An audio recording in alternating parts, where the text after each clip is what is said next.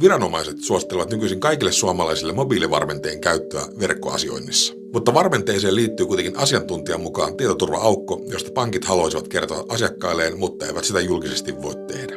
Nimittäin varmenteen voi kaapata itsellensä vain yhdellä onnistuneella pankkitunnusten kalastelulla huijauslinkin kautta. Asiasta varoittaa blogissaan tietoturva-asiantuntija Petteri Järvinen.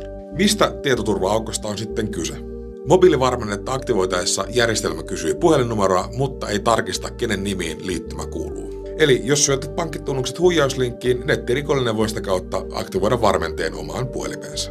Huijauslinkkiin höynähtänyt ei välttämättä huomaa mitään heti, sillä esimerkiksi pankkitiliä ei tyhjennetä. Sen sijaan nettirikollinen on saanut haltuun vahvan sähköisen identiteettisi, jolla hän esimerkiksi voi ottaa pikavippejä tai asioida viranomaisasioilla nimissäsi. Kalasteluviestien ja huijaussivustojen takia kannattaa olla varuillaan, jos esimerkiksi kirjaudut pankkitunnuksella terveyspalveluihin. Esimerkiksi jos jossain kirjautumisen yläkulmassa lukee mobiilivarmenne rekisteröinti, niin keskeytä kirjautuminen heti.